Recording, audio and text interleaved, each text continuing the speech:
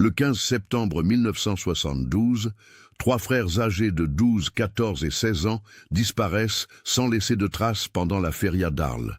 Eduardo, Pablo et Miguel Sanchez participaient activement aux festivités taurines de cette communauté provençale où leurs parents espagnols avaient immigré une décennie plus tôt.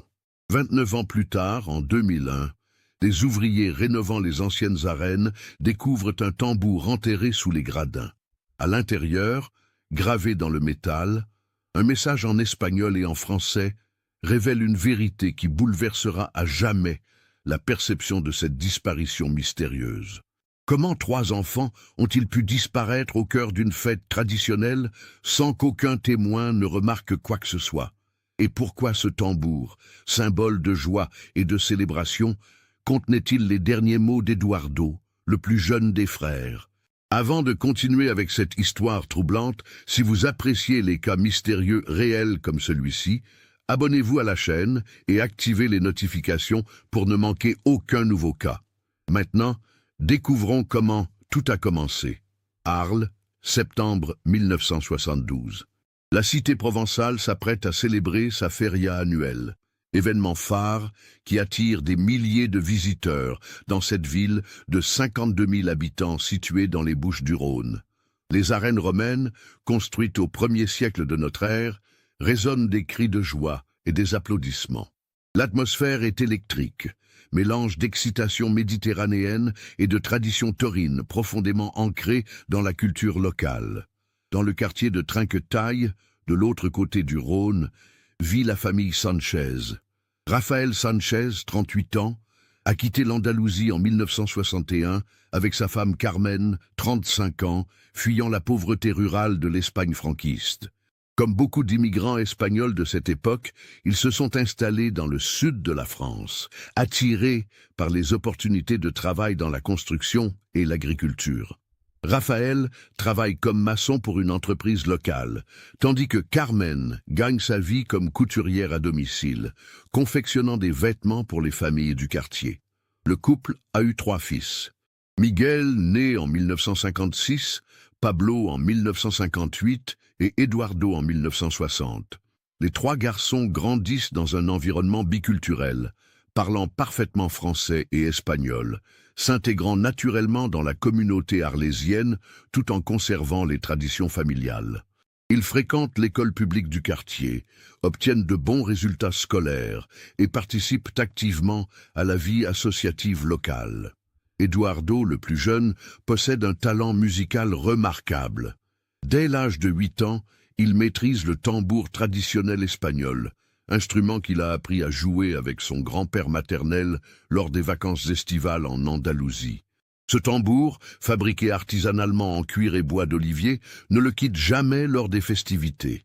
Sa sonorité particulière, grave et profonde, accompagne les danses traditionnelles et les processions religieuses de la communauté espagnole d'Arles. Pablo, le frère du milieu, développe une passion pour les traditions taurines.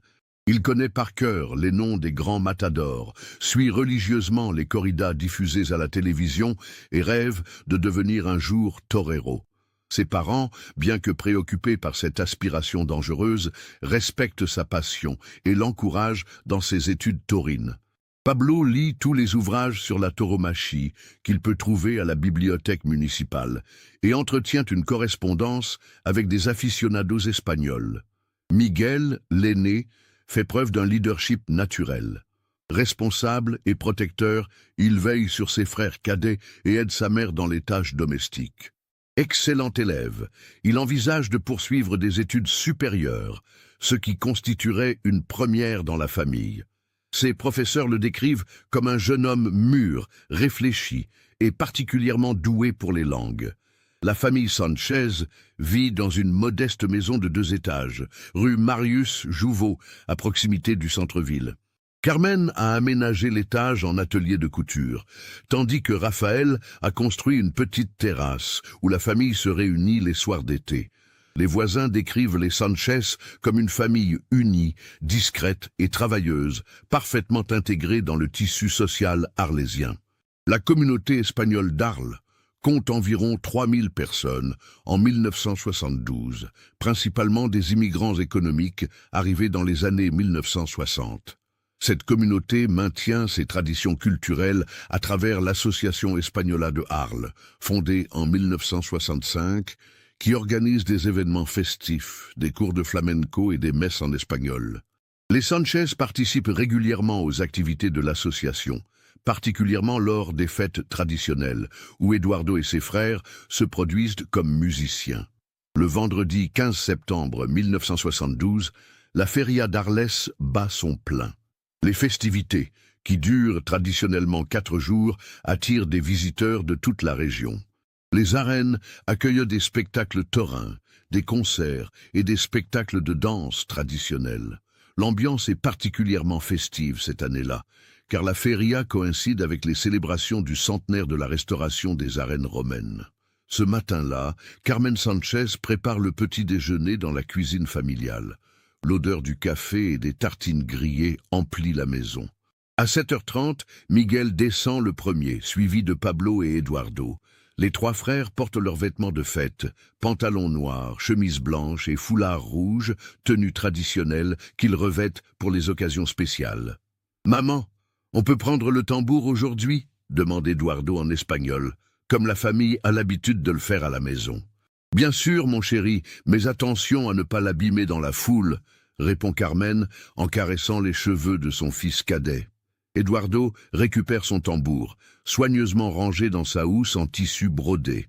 L'instrument, héritage de son grand-père, mesure 40 cm de diamètre et porte les initiales ES, gravées dans le cuir par Eduardo lui-même l'année précédente. Vers 10h, Raphaël rentre de son travail matinal sur un chantier de construction. Il a négocié avec son patron de terminer plus tôt pour pouvoir accompagner sa famille aux festivités. Les Sánchez prévoient de passer la journée ensemble aux arènes, puis de rejoindre l'Association Española pour le repas communautaire organisé en soirée. La famille quitte la maison vers 10h30, marchant ensemble vers le centre-ville. Le trajet, d'environ 15 minutes, les mène le long du Rhône, puis à travers les ruelles pavées du centre historique. L'animation est déjà intense. Vendeurs ambulants, musiciens de rue, familles en tenue traditionnelle convergent vers les arènes. Arrivés place de la République vers 10h45, les Sánchez retrouvent d'autres familles de l'association espagnole. Les enfants jouent ensemble pendant que les adultes discutent des événements de la journée. Eduardo sort son tambour et improvise quelques rythmes avec José Martinez, un ami de Pablo qui joue des castagnettes.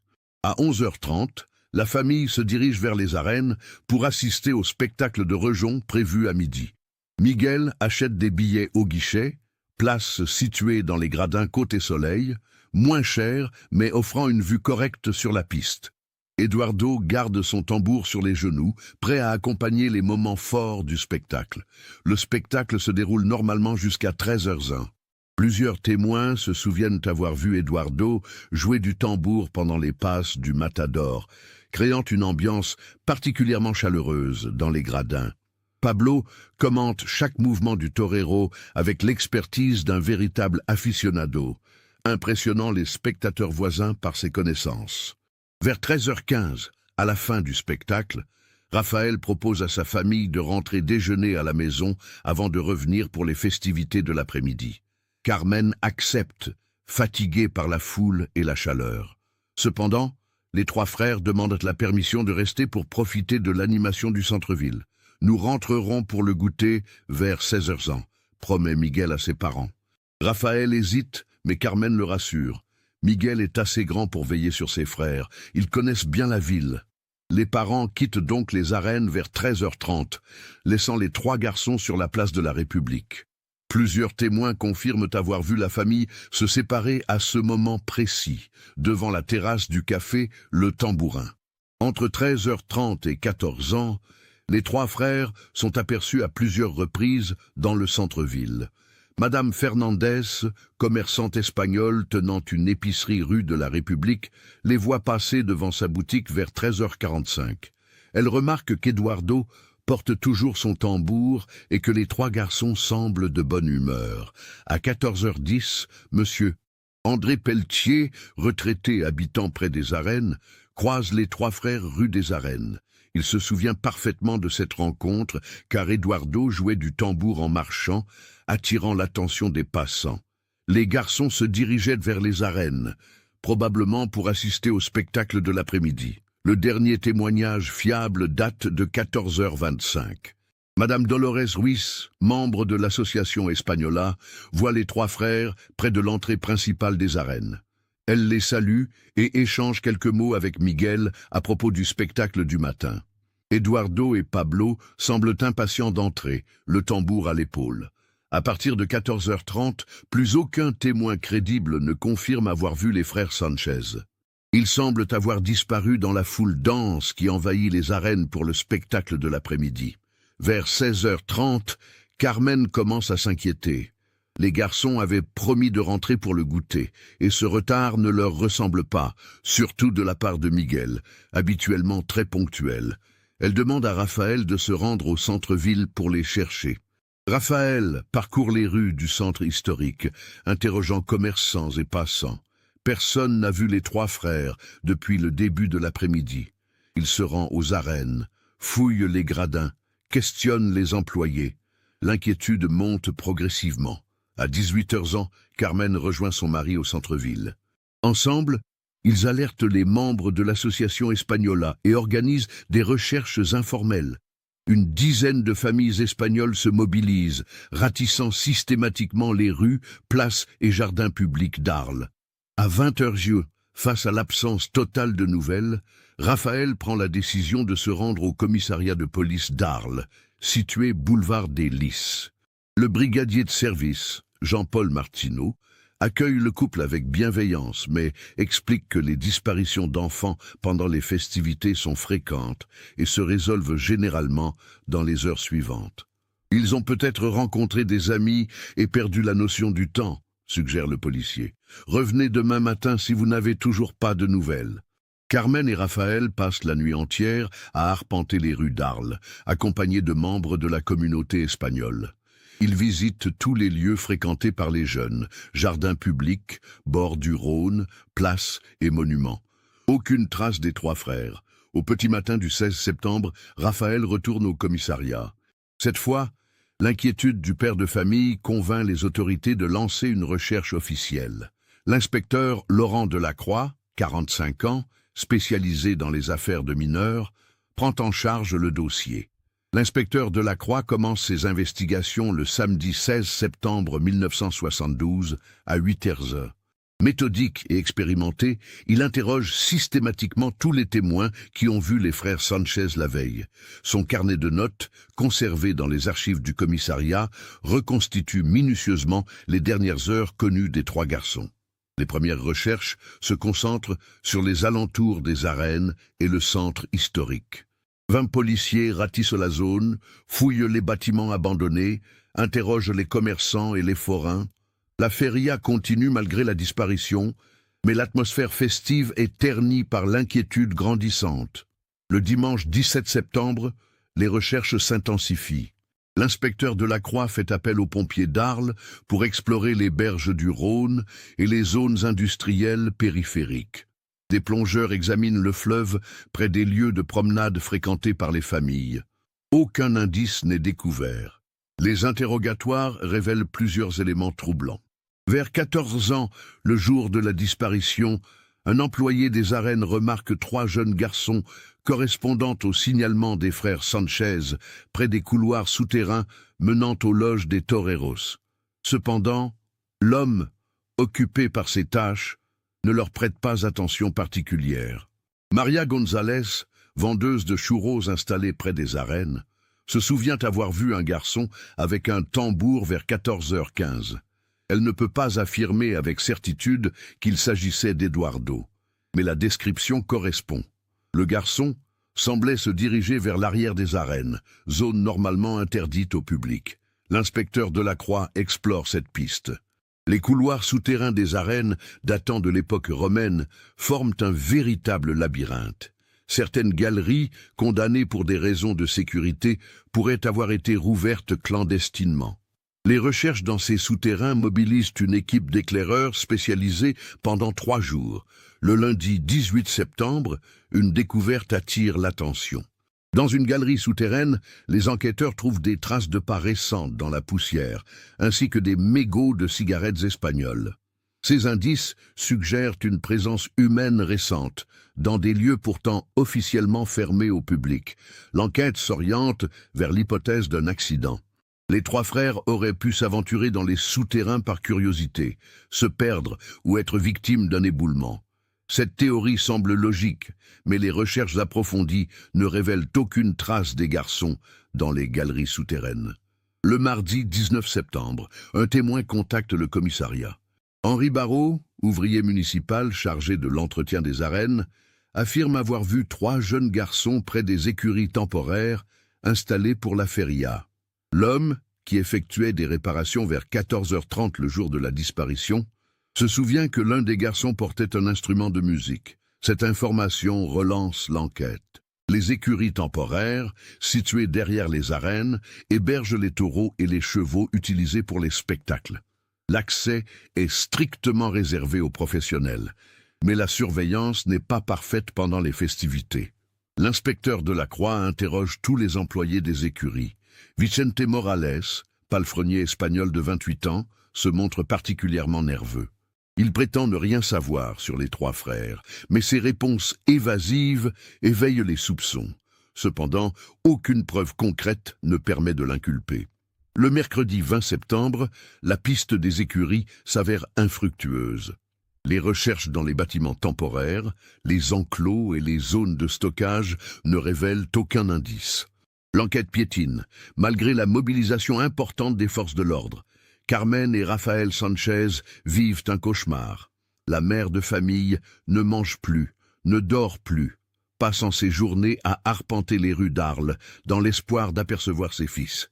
Rafael, soutenu par la communauté espagnole, organise des battues civiles dans la campagne environnante. L'association Espagnola lance un appel public, diffusé par les médias locaux. Le jeudi 21 septembre, une nouvelle piste émerge. Un conducteur de bus affirme avoir vu 3 jeunes garçons correspondant au signalement monter dans son véhicule vers 15h, le jour de la disparition. Cette information semble prometteuse, mais l'enquête révèle rapidement qu'il s'agit d'une confusion avec d'autres enfants. Les fausses pistes se multiplient. Plusieurs témoins contactent la police, persuadés d'avoir vu les frères Sanchez dans différents endroits de la ville ou des environs. Chaque signalement est vérifié minutieusement, mais aucun ne se révèle fiable. L'inspecteur Delacroix classe méthodiquement ces témoignages, espérant découvrir un élément négligé. Le vendredi 22 septembre, exactement une semaine après la disparition, l'enquête prend une nouvelle orientation. Un informateur anonyme contacte le commissariat, affirmant que les 3 frères auraient été vus en compagnie d'hommes suspects près du port fluvial d'Arles. Cette information, bien que non vérifiée, relance l'espoir des familles. Les recherches se déplacent vers le port et les zones industrielles. Le Rhône, artère commerciale importante, accueille de nombreuses péniches et bateaux de commerce. L'hypothèse d'un enlèvement avec transport par voie fluviale est explorée. Les enquêteurs interrogent les mariniers, fouillent les embarcations, examinent les registres de passage. Cette piste s'avère également infructueuse. Aucun batelier ne se souvient avoir vu les 3 frères, et les contrôles sur les embarcations ne révèlent aucun indice. L'informateur anonyme ne reprend jamais contact, laissant planer le doute sur la véracité de ses déclarations. À la fin du mois de septembre 1972, l'enquête officielle marque le pas. L'inspecteur Delacroix a interrogé plus de 200 témoins, fouillé des dizaines de bâtiments, exploré toutes les pistes possibles. Le dossier, épais de plusieurs centaines de pages, ne contient aucune preuve tangible permettant d'expliquer la disparition des 3 frères. La presse locale s'empare de l'affaire. Le journal La Provence consacre plusieurs articles à la disparition, relayant les appels à témoins et les recherches des familles. Cette médiatisation génère de nouveaux témoignages, mais aucun élément décisif n'émerge. En octobre 1972, les autorités officialisent le passage du dossier en disparition inquiétante.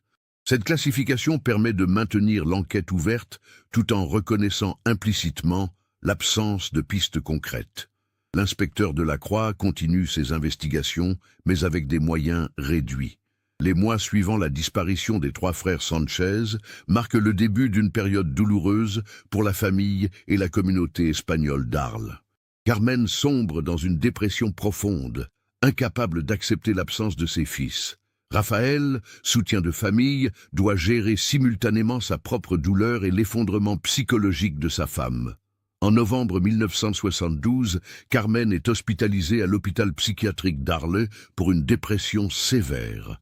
Elle refuse de s'alimenter, persuadée que ses fils vont revenir et qu'elle doit les attendre. Les médecins diagnostiquent un épisode dépressif majeur avec éléments psychotiques, nécessitant un traitement médicamenteux et un suivi psychologique intensif. Raphaël continue à travailler, mais sa performance sur les chantiers diminue considérablement. Ses collègues et son patron, compréhensifs face à la tragédie, lui accordent des aménagements horaires. Cependant, la précarité financière s'installe rapidement. Les frais médicaux de Carmen et la baisse de revenus mettent la famille en difficulté. La communauté espagnole d'Arles se mobilise massivement. L'Association Espagnola organise une collecte de fonds pour soutenir la famille Sanchez. Les membres cotisent mensuellement, organisent des repas communautaires et des ventes de charité. Cette solidarité, caractéristique des communautés immigrées, permet à Raphaël de maintenir un niveau de vie décent. En décembre 1972, 3 mois après la disparition, Carmen rentre de l'hôpital. Son état s'est stabilisé, mais elle reste fragile psychologiquement. Elle refuse de retourner dans la maison familiale, trop chargée de souvenirs. Raphaël loue un petit appartement rue Marius Jouveau, à quelques centaines de mètres seulement de leur ancien domicile. L'année 1973 est marquée par l'espoir et la déception. Chaque signalement, chaque témoin potentiel relance l'espoir du couple. Carmen développe une routine obsessionnelle. Elle se rend quotidiennement aux arènes, persuadée que ses fils reviendront au lieu de leur disparition. Les gardiens des arènes, habitués à sa présence, la laissent déambuler dans les couloirs, respectant sa douleur. Raphaël maintient le contact avec l'inspecteur Delacroix. Les deux hommes se rencontrent mensuellement pour faire le point sur l'enquête. Bien que les pistes s'amenuisent, l'inspecteur continue ses investigations, vérifiant chaque nouveau témoignage, explorant les hypothèses les plus improbables. En mars 1973, un événement ravive temporairement l'espoir. Des ossements humains sont découverts dans une carrière abandonnée près de Fontvieille, à une quinzaine de kilomètres d'Arles. L'analyse révèle qu'il s'agit des restes d'un adulte décédé depuis plusieurs décennies, sans rapport avec la disparition des trois frères. Cette fausse alerte provoque une nouvelle crise chez Carmen. Elle est à nouveau hospitalisée, cette fois pour une tentative de suicide. Le psychiatre responsable de son suivi, le docteur Marcel Faure, ajuste son traitement et recommande un suivi psychologique à long terme. L'été 1973 est particulièrement difficile. La Feria d'Arles, qui devrait célébrer les traditions taurines, rappelle cruellement la disparition. Carmen refuse de quitter l'appartement pendant toute la durée des festivités. Raphaël, soutenu par la communauté espagnole, organise une messe commémorative dans l'église Saint-Trophime. Cette cérémonie, qui rassemble plus de 300 personnes, marque un tournant dans l'acceptation collective de la tragédie. Le père Antonio Ruiz, prêtre espagnol desservant la communauté, prononce un sermon émouvant sur l'espoir et la foi face à l'adversité. La messe est suivie d'une procession silencieuse jusqu'aux arènes, où les participants déposent des fleurs. À l'automne 1973, l'enquête officielle est officiellement suspendue. L'inspecteur Delacroix, muté à Marseille, transmet le dossier à son successeur avec une note personnelle exprimant sa frustration de ne pas avoir résolu l'affaire. Le nouveau responsable, l'inspecteur Pierre Lacombe, examine le dossier mais ne dispose d'aucun élément nouveau pour relancer les investigations. Les années 1974 et 1975 voient une lente adaptation de la famille à sa nouvelle réalité. Carmen, stabilisée par son traitement médical, reprend progressivement ses activités de couture. Elle travaille désormais pour un atelier de confection industrielle, emploi moins gratifiant mais plus stable financièrement.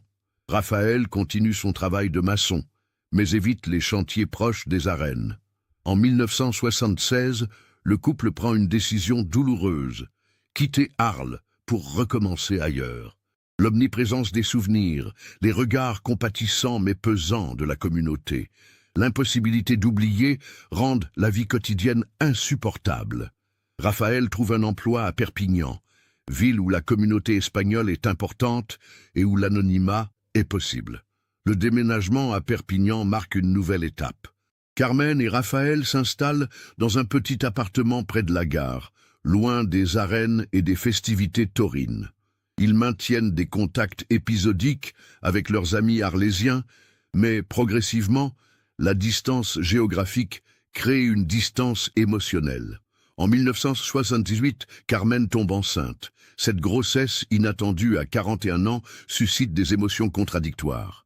L'espoir d'une nouvelle vie se mélange à la culpabilité de remplacer les fils disparus. Le docteur Faure, qui suit toujours Carmen, l'aide à gérer cette période complexe. Le 15 mars 1979, Carmen donne naissance à une fille, Anna. Cette naissance apporte un renouveau dans la vie du couple. L'enfant, élevé dans l'ignorance de l'histoire familiale, grandit dans un environnement protégé mais marqué par la mélancolie de ses parents. Les années 1980 s'écoulent dans une routine tranquille. Raphaël travaille régulièrement, Carmen s'occupe de sa fille et reprend progressivement goût à la vie. Cependant, le 15 septembre de chaque année, date anniversaire de la disparition, le couple traverse une période de dépression.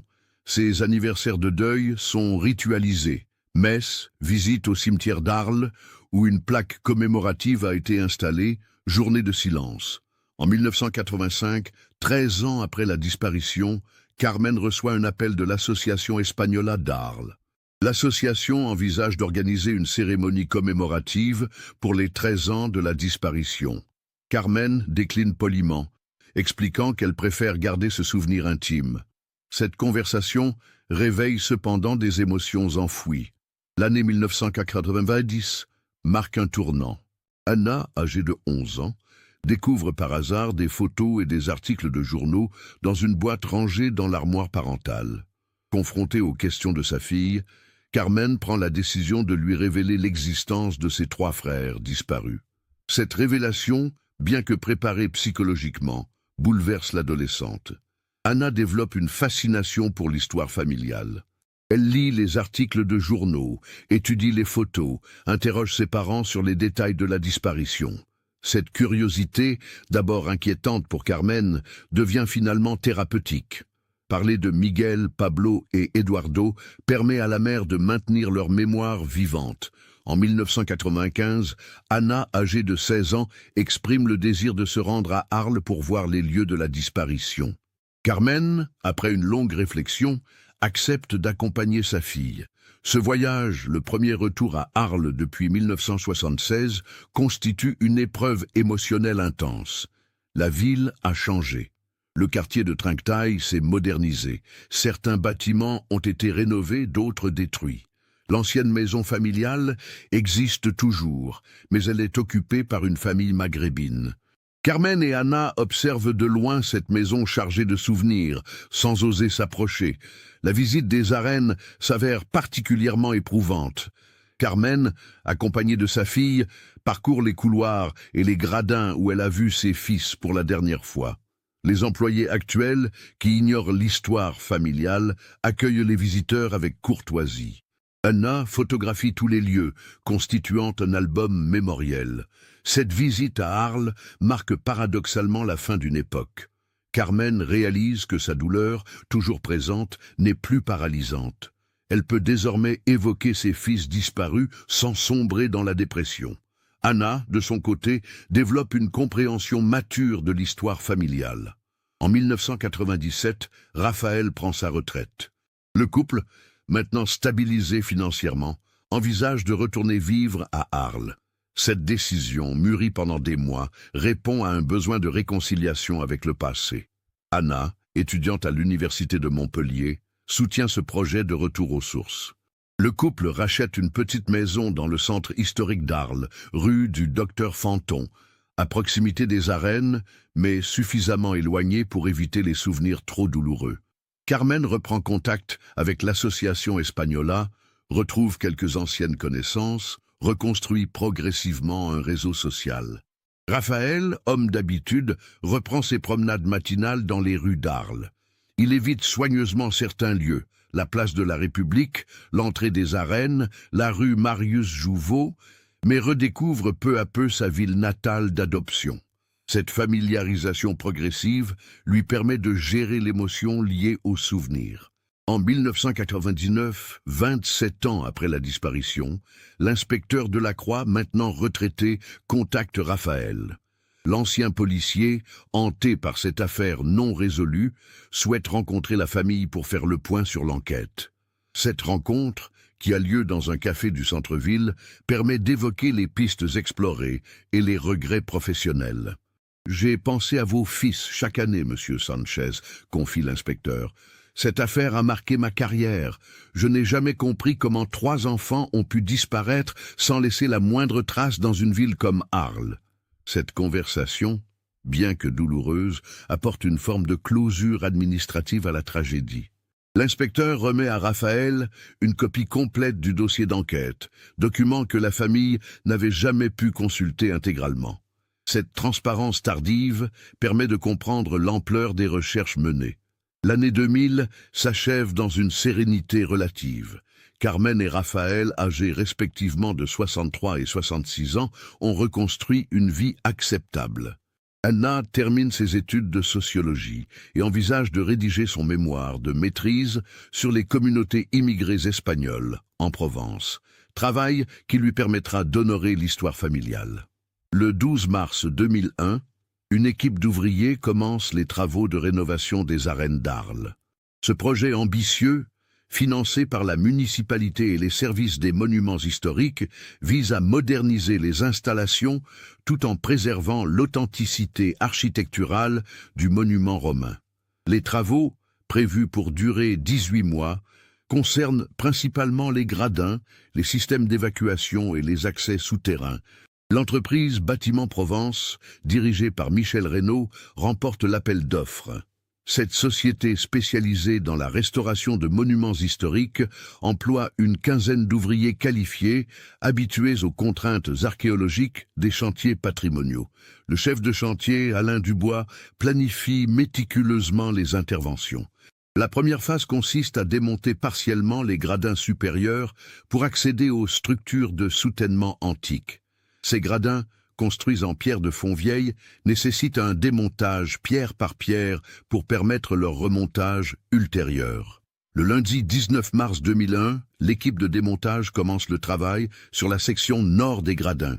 Cette zone, moins utilisée par le public, présente des signes de détérioration nécessitant une intervention urgente.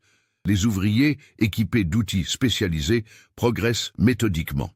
Vers 10h30, François Martineau, maçon expérimenté de 45 ans, remarque une anomalie dans la structure d'un gradin. Une cavité artificielle, dissimulée sous une pierre de parement, attire son attention.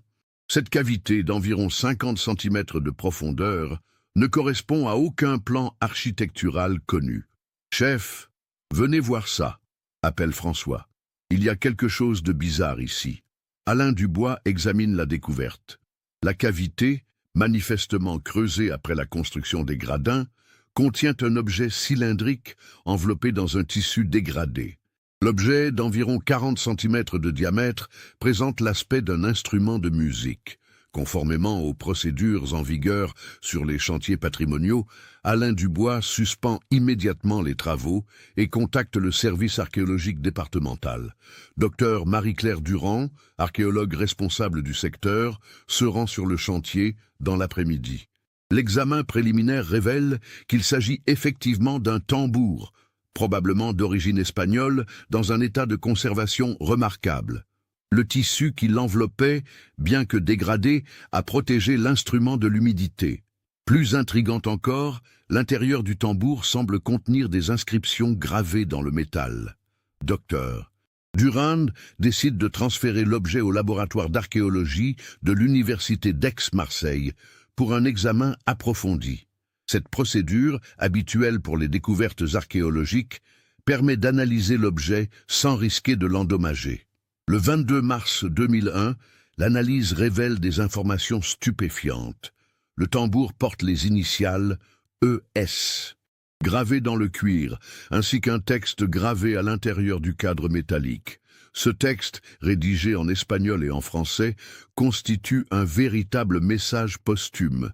Dr Durand, réalisant l'importance potentielle de cette découverte, contacte immédiatement la police d'Arles. Le commissaire Jean-Pierre Moreau, successeur de l'inspecteur Delacroix, prend connaissance du dossier de disparition de 1972 et établit rapidement le lien avec les frères Sanchez. Le message gravé dans le tambour, bien que partiellement lisible en raison de l'oxydation, livre des informations bouleversantes. Eduardo Sanchez, septembre 1972. Si quelqu'un trouve ceci, nous sommes Miguel, Pablo et Eduardo. Nous avons vu des choses terribles aux arènes. Des hommes donnent des choses aux taureaux pour les rendre malades. Papa et maman, nous vous aimons. Ils nous ont trouvés. E.S. Ce message, manifestement gravé par un enfant dans des circonstances dramatiques, relance l'enquête 29 ans après les faits. Le commissaire Moreau constitue immédiatement une équipe d'investigation dirigée par le capitaine Henri Blanchard, spécialisé dans les affaires criminelles anciennes. La découverte du tambour d'Eduardo bouleverse la perception de l'affaire. Ce qui était considéré comme une disparition mystérieuse prend soudain les dimensions d'un crime organisé.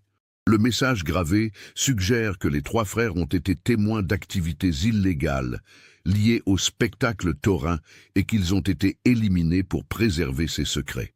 Le 25 mars 2001, le capitaine Blanchard rencontre Raphaël et Carmen Sanchez pour leur révéler la découverte. Cette rencontre, qui a lieu au domicile familial rue du Docteur Fantone, constitue un choc émotionnel intense pour les parents. Après 29 ans d'incertitude, ils obtiennent enfin des nouvelles de leur fils disparu. Carmen, maintenant âgée de 64 ans, accueille cette révélation avec un mélange de soulagement et de douleur. « Au moins, nous savons qu'ils ont pensé à nous jusqu'au bout », murmure-t-elle, en tenant le tambour restauré entre ses mains. Raphaël, pragmatique malgré l'émotion, pose les questions essentielles. Que faisaient ces hommes au taureau? Pourquoi nos fils ont-ils été tués? Pouvez-vous encore arrêter les coupables? Le capitaine Blanchard explique les défis de l'enquête.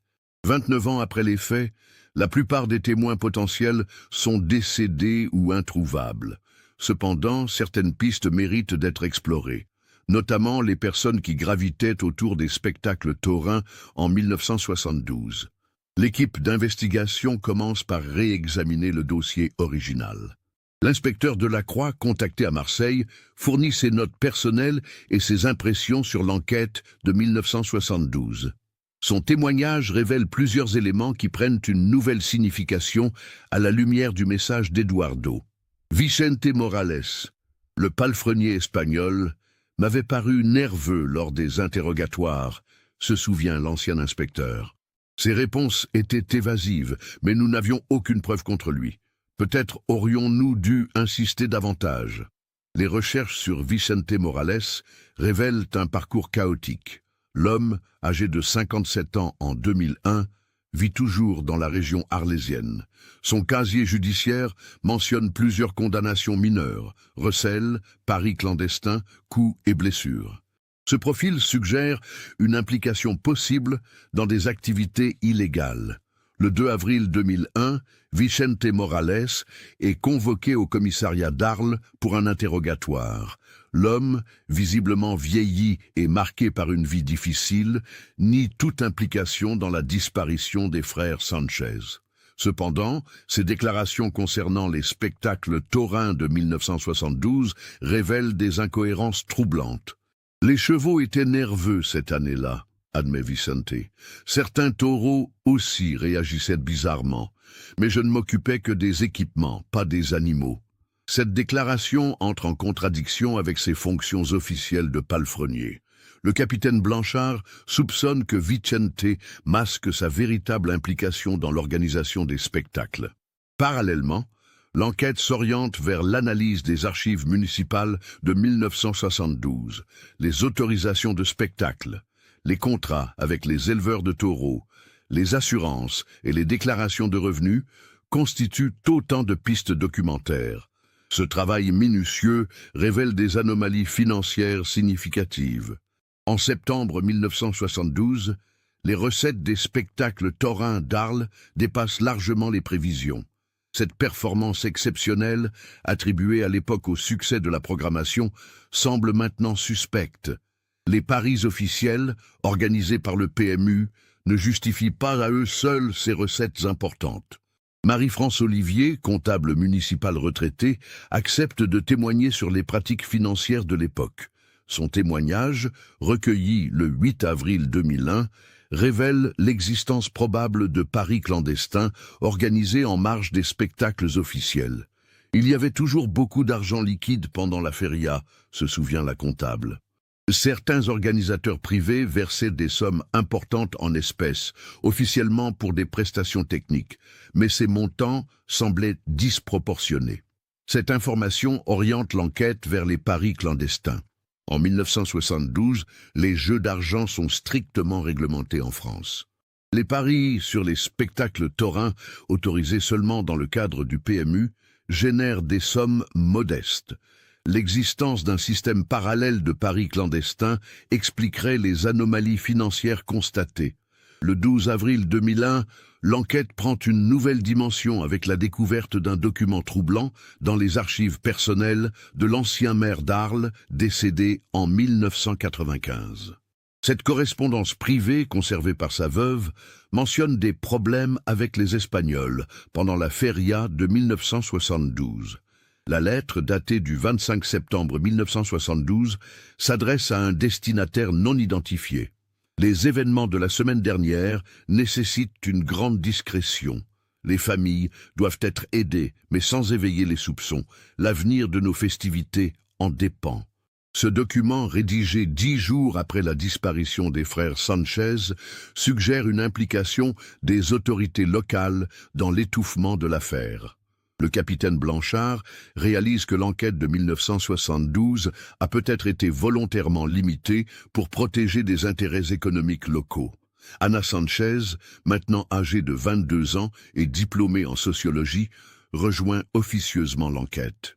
Sa connaissance de l'histoire familiale et sa formation universitaire apportent un éclairage nouveau sur les aspects sociologiques de l'affaire.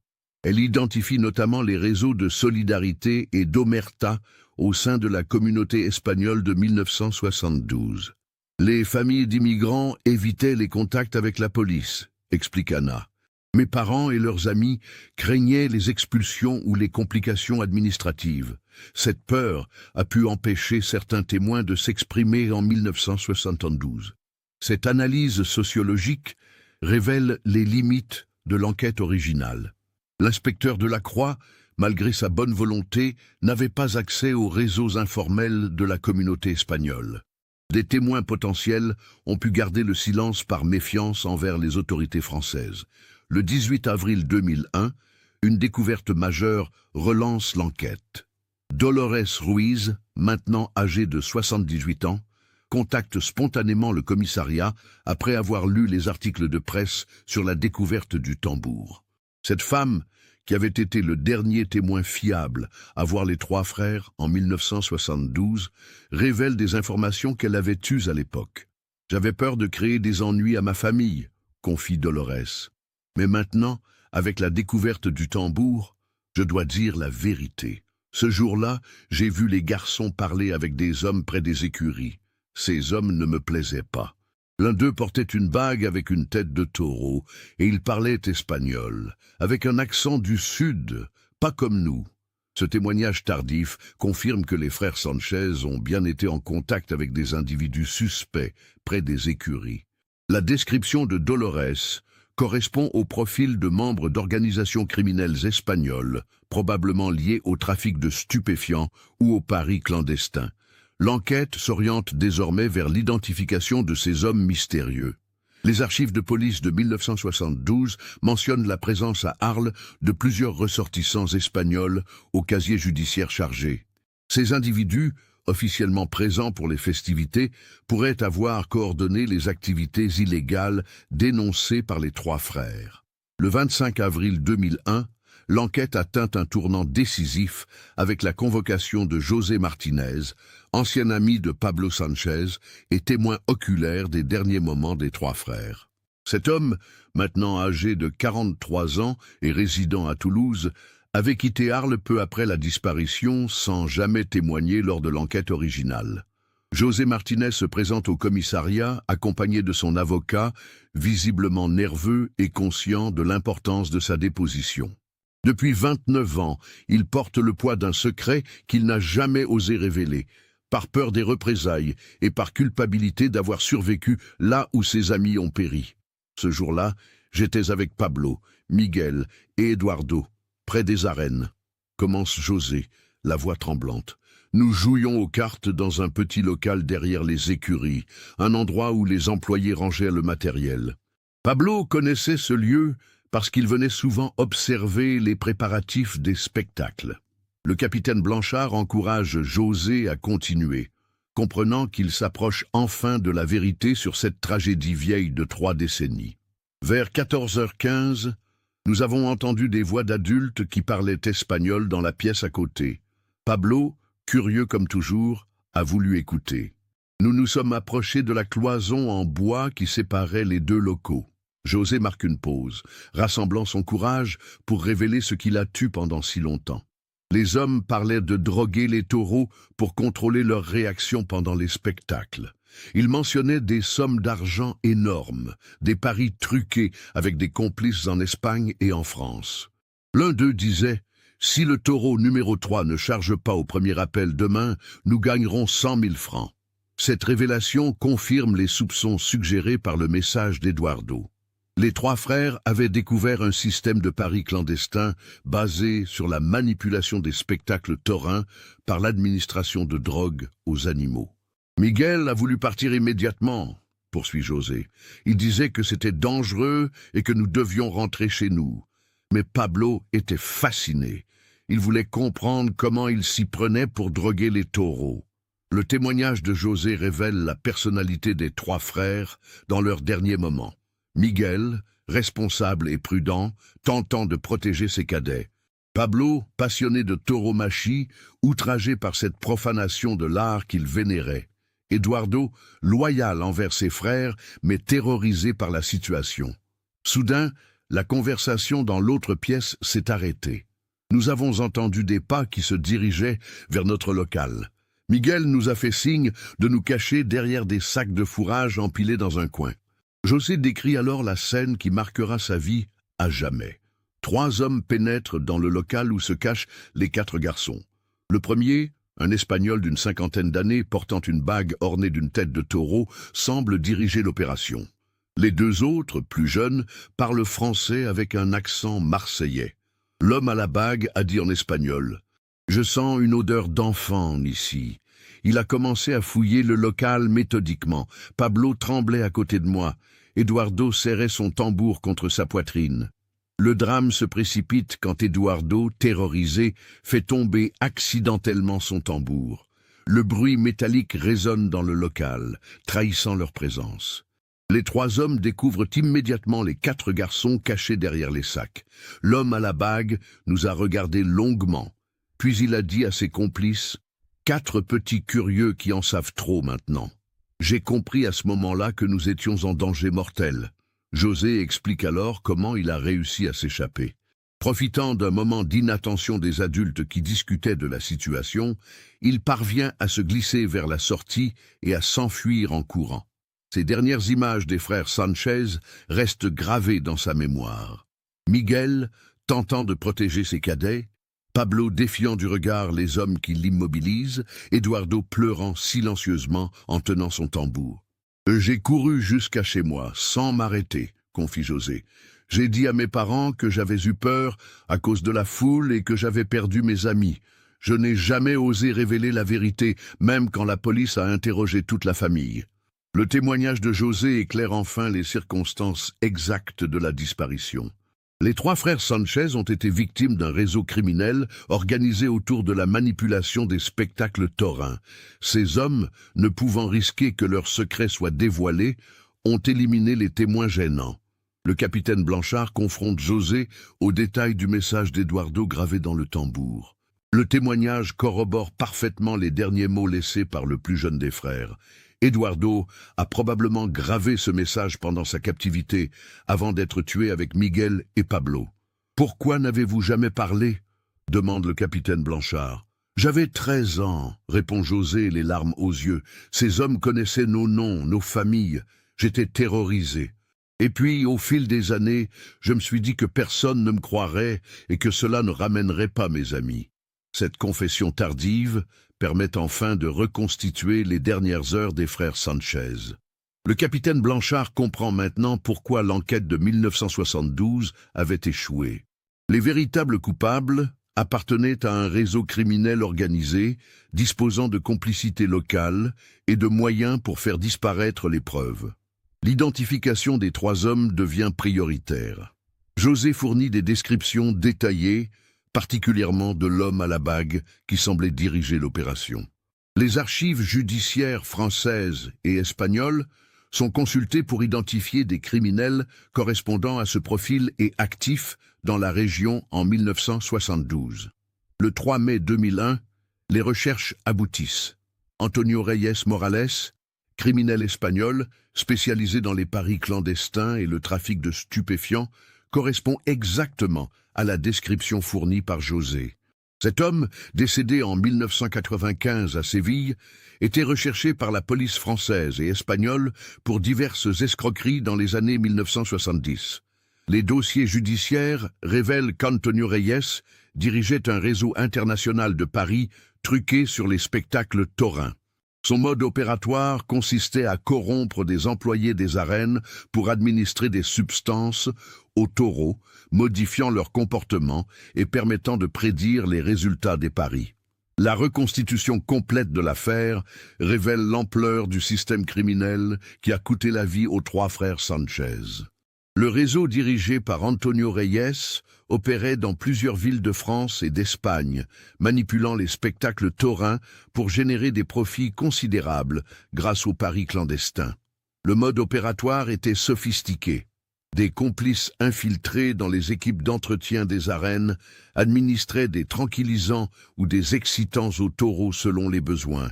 Ces substances, indétectables avec les moyens de l'époque, modifiaient le comportement des animaux de manière prévisible. Les parieurs complices, informés à l'avance, remportaient systématiquement les enjeux. Vicente Morales, le palefrenier interrogé en 1972 et en 2001, était probablement un complice de bas niveau dans ce système. Son nervosité lors des interrogatoires s'explique par sa participation aux activités illégales, même s'il n'était pas directement impliqué dans le meurtre des trois enfants. L'enquête révèle également l'existence de complicité au niveau des autorités locales. La lettre découverte dans les archives de l'ancien maire suggère que certains responsables municipaux étaient informés des activités illégales, mais préféraient les ignorer pour préserver l'image touristique de la feria d'Arles. Cette corruption explique pourquoi l'enquête de 1972 n'a pas abouti. L'inspecteur Delacroix, intègre mais isolé, n'avait pas accès au réseau de complicité qui protégeait les véritables coupables. Ces investigations, bien que méthodiques, ont été sabotées par des fuites d'informations et des pressions hiérarchiques. Le 15 mai 2001, le procureur de la République de Tarascon classe l'affaire pour cause de décès des principaux suspects. Antonio Reyes et ses complices directs sont tous décédés, rendant impossible toute poursuite judiciaire. Cependant, la vérité sur la disparition des frères Sanchez est enfin établie. Pour Carmen et Rafael Sanchez, cette révélation apporte un mélange de soulagement et de douleur. Après 29 ans d'incertitude, ils connaissent enfin les circonstances de la mort de leur fils. La douleur de la perte demeure, mais l'angoisse de l'inconnu disparaît. Mes fils sont morts pour défendre l'honneur de la tauromachie, déclare Raphaël lors d'une conférence de presse organisée par le commissariat. Pablo aimait tellement les traditions taurines qu'il ne pouvait pas accepter qu'elles soient salies par des criminels. Carmen, plus fragile émotionnellement, trouve dans cette révélation une forme de paix. « Ils ont pensé à nous jusqu'au bout », répète-t-elle en tenant le tambour d'Eduardo restauré. Ce tambour nous ramène leur amour et leur courage.